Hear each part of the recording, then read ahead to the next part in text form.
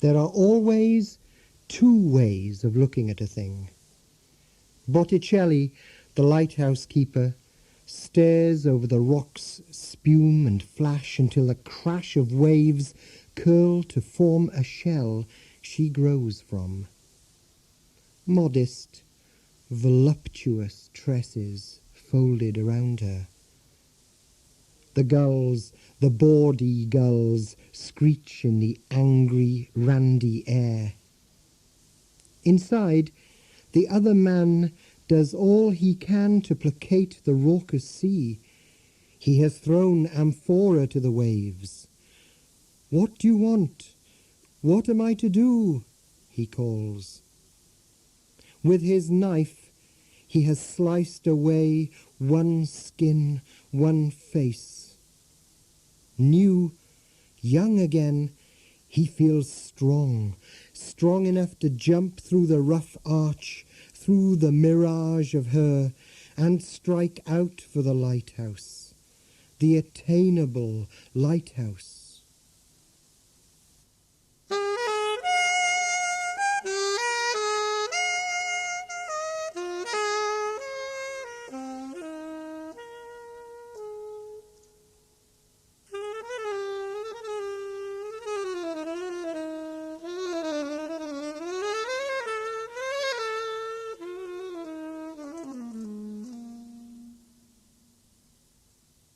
Inside the second arch, the jugs are all in place, where they have been placed. Full fathom 5, the senses live. The pearls have been plucked from Liberty's eyes. She's wrecked so far from Ellis Island and clutches to the dated tablet like a lifesaver.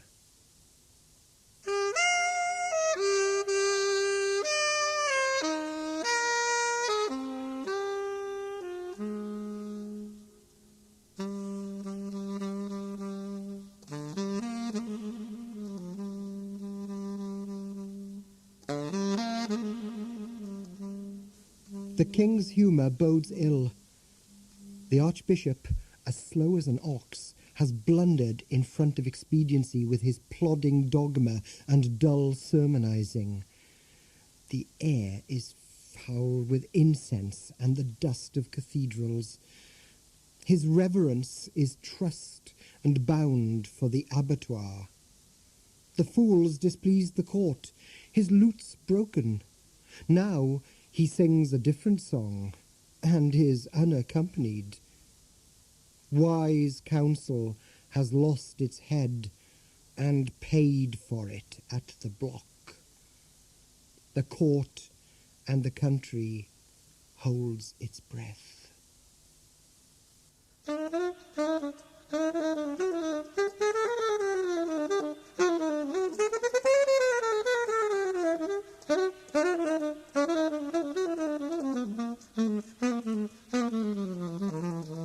From over the snow mountains they come.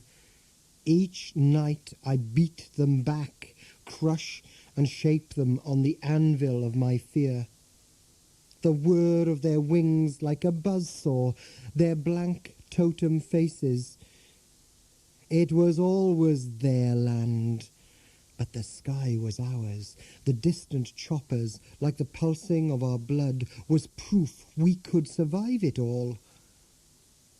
It is pure now when it returns, the sharp, clear snow that has settled over everything like a shroud.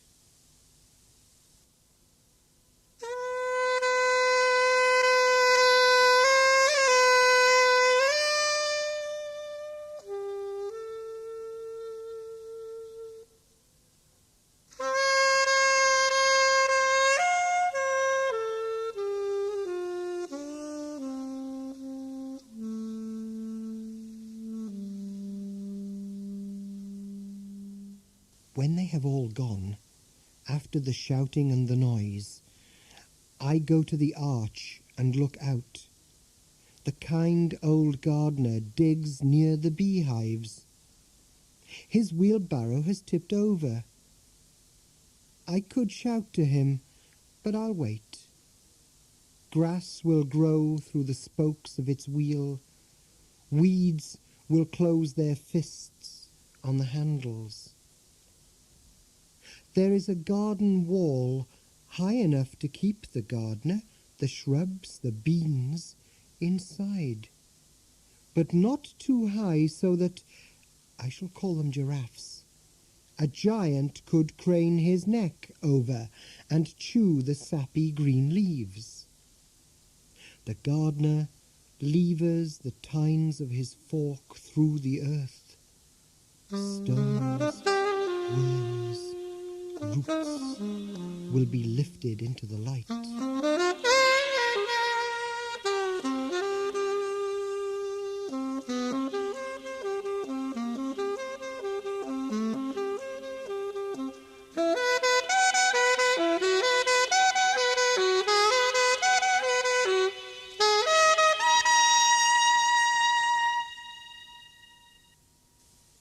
The whole world spread below me.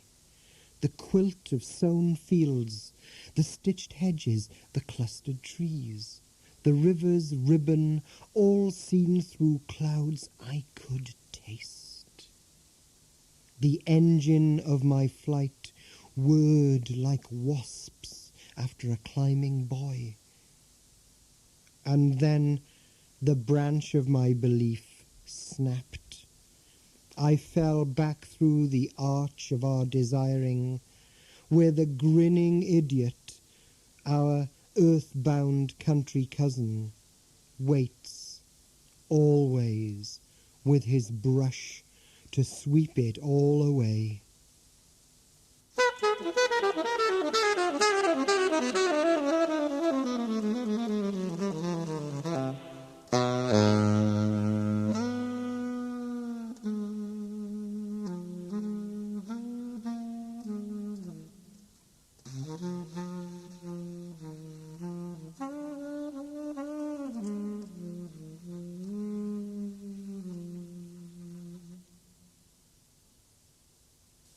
Each night I takes out one stone, no more. One stone is enough. Eyes only is the rule. She dances, slow like. It might be a fan, it might be a hat. It might be, say, an umbrella. I dare say there's a skill to it. A pretty little thing with her hair pinned up from her face it pains me to look on. Thing of beauty, you might say. A cause of pain in the not having of her. They pay handsomely, those outside, for the viewing of her skin, her jugs like fruit, her face turned aside, the curl of her eyebrows, the line of her cheeks and nose, the curve of her belly, the delicious split fig of her. And when it is finished, I fits back the stone, shuts out the light, and stands with my arms aching like I'd done a day's work, like severed limbs.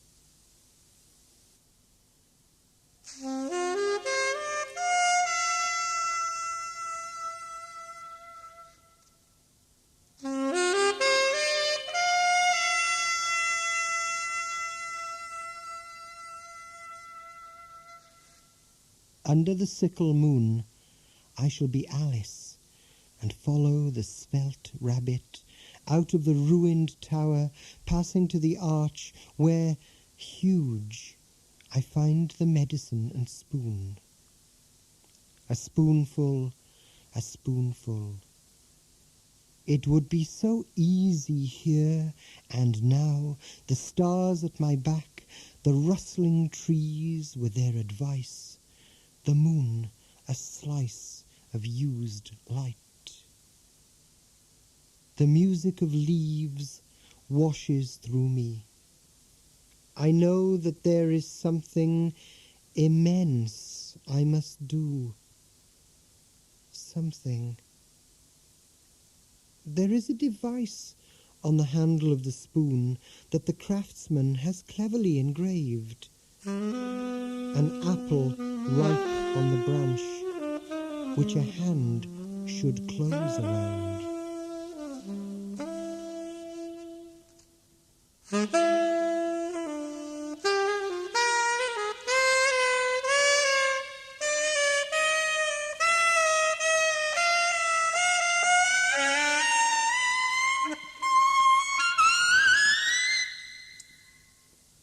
Do twins share the same nightmare? It is 3, the hour of depths, and they are woken by the crashing of a jar. A man like none they have ever seen, father, uncle, soldier, has lifted a pear above his shoulders and makes as if to throw that huge fruit. There the dream freezes. It is absurd, a pun. Do the pair of brothers compose such a scene? And why? Or is it one dreaming of one, and one?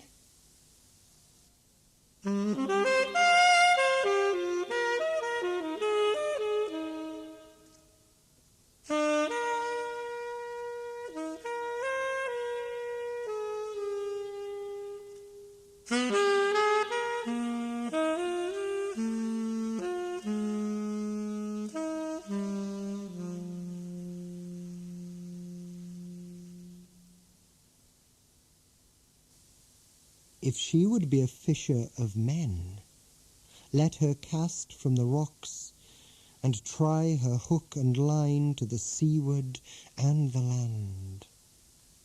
Amphora, caught, raised and then broken, litter the rocks of dream.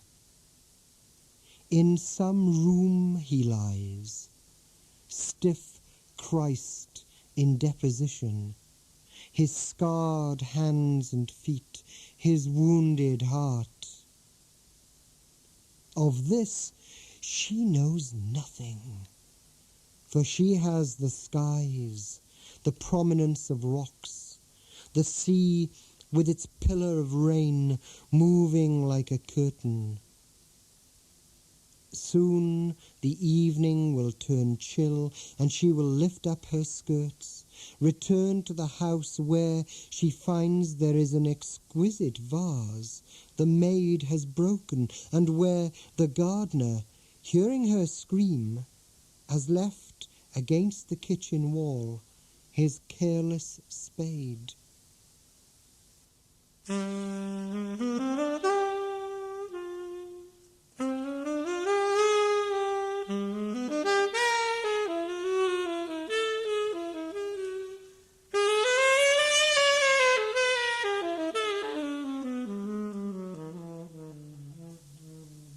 Vipers, low-bellied sliders, asps, boas, striped and scaled strikers, full-muscled, thick as hawsers, these shall I summon with my wand, my pen.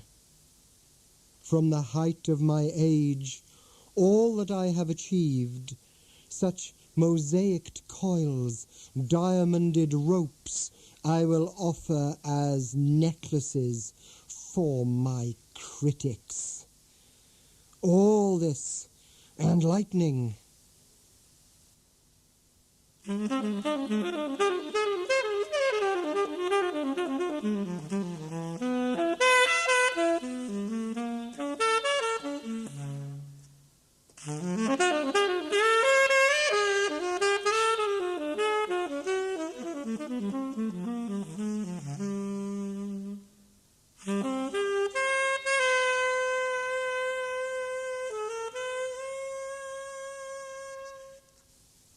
ladies of the seashore seal their wishes in jugs they cast to the sea, that float briefly in the waves.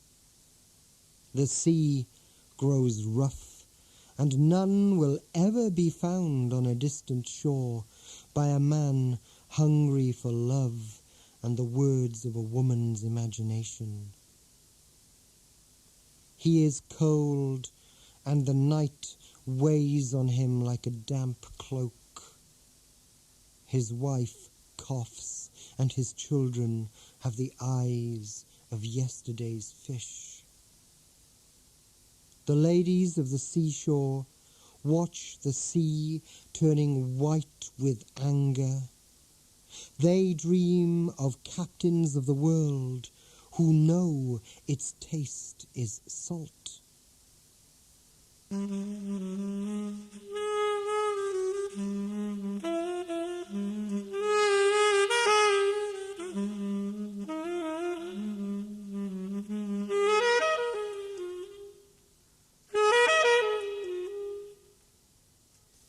This is not Noah, who, left stranded on a dry mountain crag, takes his oar and rows the craft which teeters over the ocean of air. Better by far to drink the rare refinement of air, and contemplate heights, depths, the storm that will surely come. Look around. The sky with its bubbling dark clouds promises turbulence enough to float you out of this crashed world.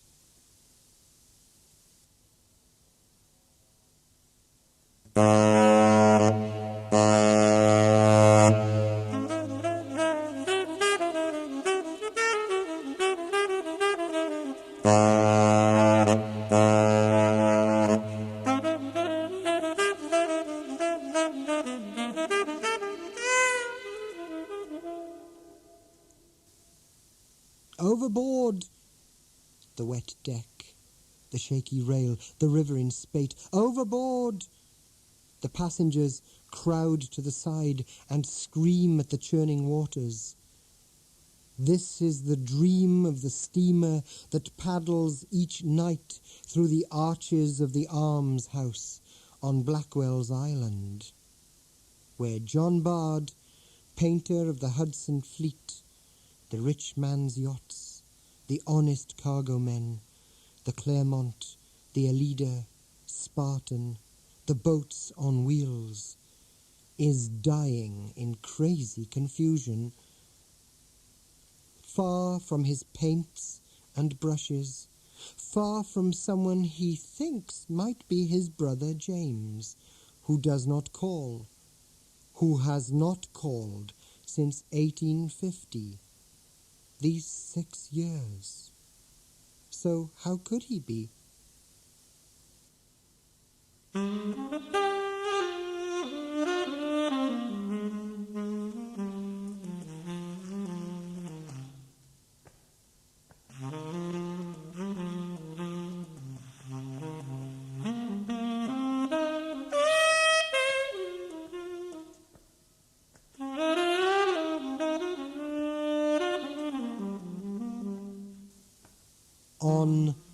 On, further on into the dark continent, where it is our God-given duty to bring light. Through the rocks and foliage, I have climbed to the source, always the source, the beginning, the sweet source of the great shining lake, the slow, soupy river that becomes the sea. For these people are naked without knowledge. Savages, they live by water, but have no interest in from whence it may come. Sweet Jesus. The women perform the carrying.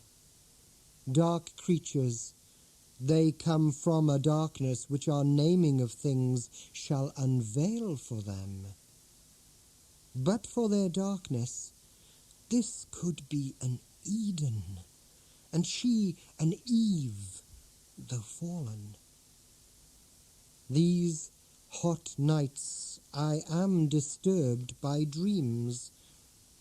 She holds aloft water, she holds the milks of life and the juices from which all the continents grow.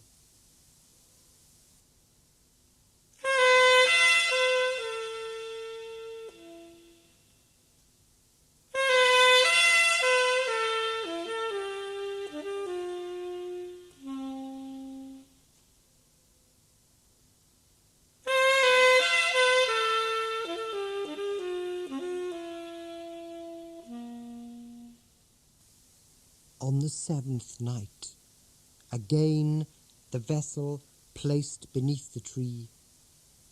Clear of the clouds, chill stars promise frost, the withering of leaves. Since the tree grew in the middle of the road, there has been no fruit, and the townspeople have tightened into themselves. Lives pass by on the other side of lives. Memory is an ancient statue broken in the classical manner. Perfection is incomplete. The citizens are nervous behind their shutters, and the deserted road is both threatening and the quiet they would always have wished. Cold moonlight brushes the houses. It dreams through each hour of the night, and will not easily be propitiated. The 7 vessels, holding nothing, must be broken.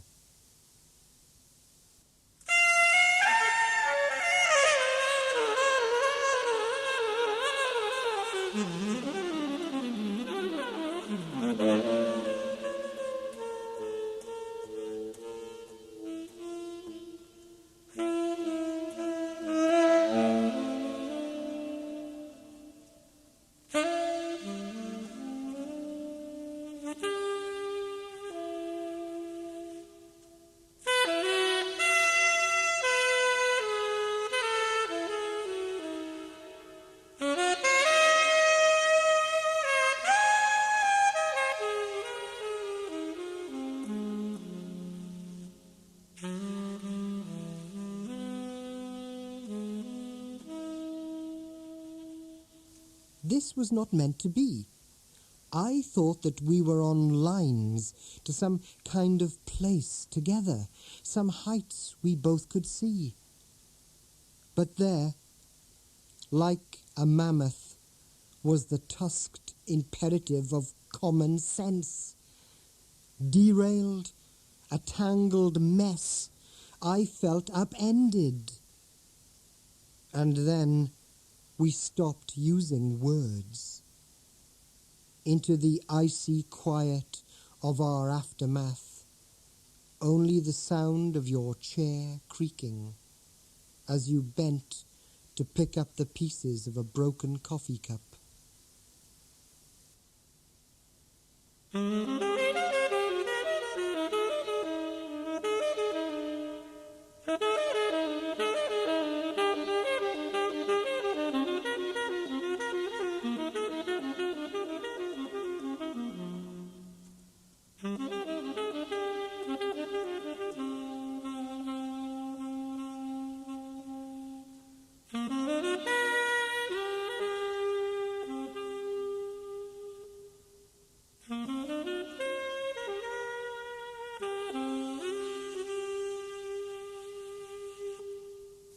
I shall stay at my desk.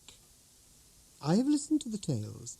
I have sat quietly away from the centre, while these men tell of their strange lands, seas like magenta mountains, mountains like heavens, the endless rivers, the impenetrable dark forests, the fruits of the ripe jungle. But God has meant me for France. Where I live, I shall die. These unnatural flights on hot air are hubris, the coloured retelling of horned horses, flying fish, tall tales and nonsense. As their baskets lift them up and away into their unrecorded deaths, I shall lift my pen and journey by sitting still.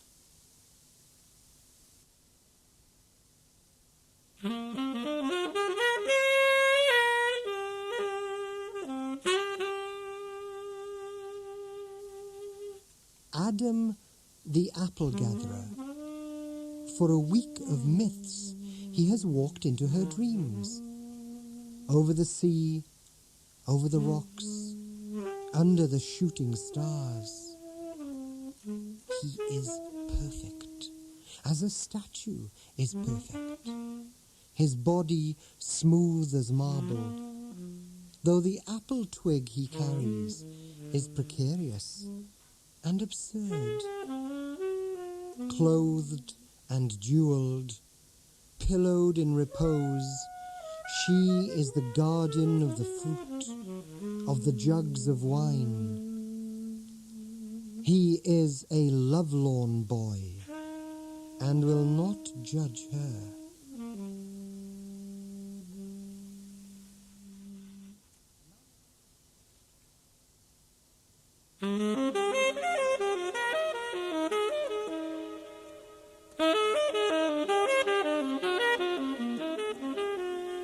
Mamma and I went behind the arches to change me for the bathing. "There," she said, "be gone," to the excited birds that wheeled before us as if sensing food. She had smoothed oil on me against the sun and wind and the salt of the sea. I saw only flying, boy-hungry creatures from the beginnings of time that, smelling my oiled body, were tasting me with their wet eyes. The moon, strangely in the same sky as the low sun, grew large, and like some huge stone began to roll towards us, quite filling the sky. "Hold me, Mamma," I cried, though uttered not a word that she could hear. "Hold me against the moon, against all the creatures of the sky, against the salty hunger of the sea."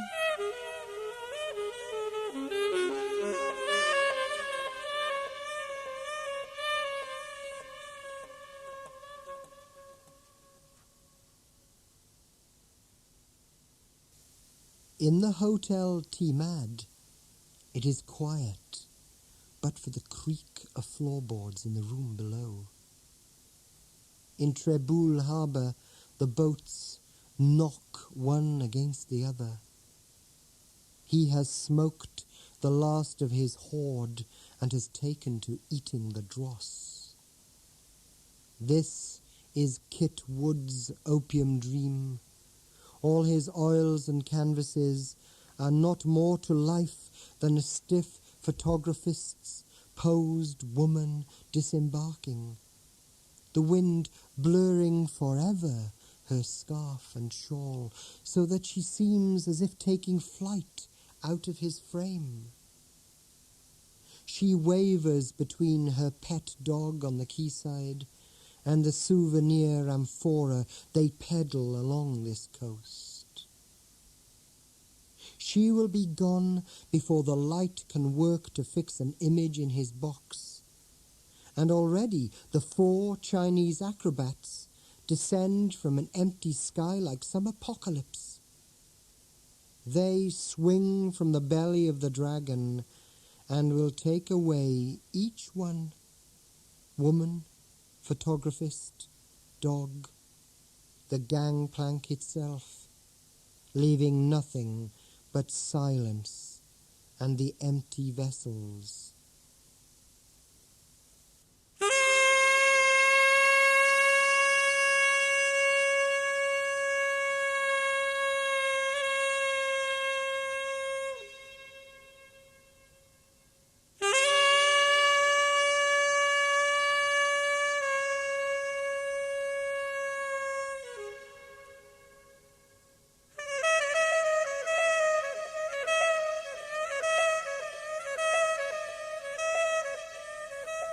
High in the peaks, above the snow line, has appeared a tower from which a prophet calls. His outstretched arms are reaching for the world. Here the prayers are pure and principled in the rare and clean air, though the words travel like knives down over the snow, the lichened rocks, the grazing slopes, over the desert to the seas where, in time, whales beach themselves helplessly, knowing no reason. This was ever the way. From the high clarity, the waves of confusion turn to the words that lead us astray.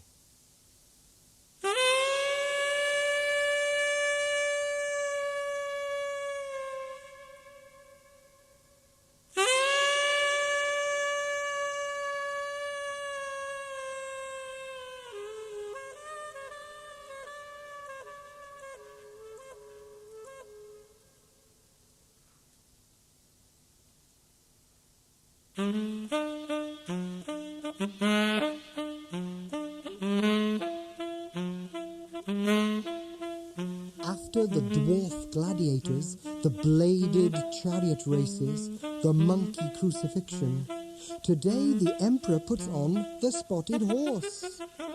From the four corners of the greatest empire the world will ever know, new wonders are brought for our show. The armoured bull, the white deer and the pink, the giant cats that tame men. And now the spotted horse is slung into the arena, its spindle legs akimbo, its stretched neck, nose balancing an amphora full, it is said, with myrrh, spice, frankincense. It would take a man his life to earn. Oh, and we gasp, we cry, everything is in the balance.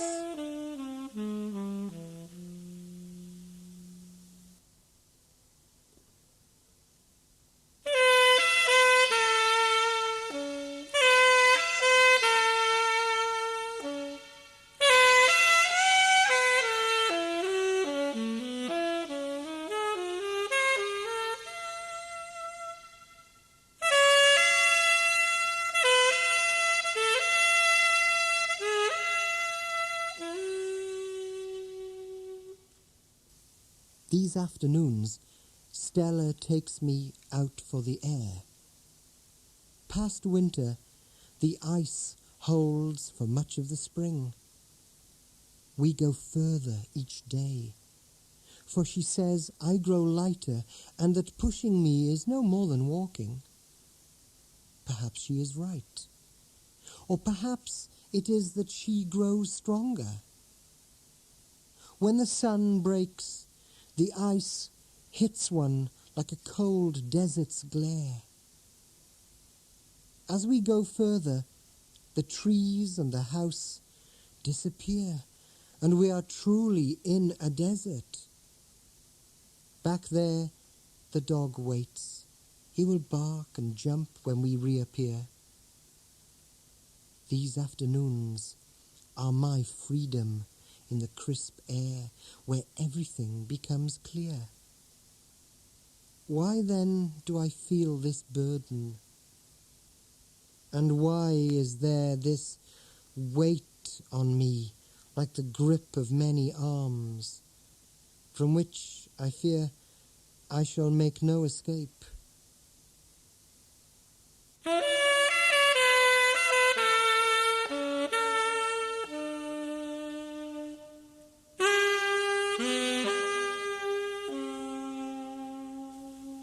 then there was one amphora, one gull in the sanctuary, looking back at the colonies of birds on a massive, unreal rock, generations on generations, the tons of guano, the throb of each crevice-clutched egg, smooth and worn as an oval room in which one might fashion a decorated arch.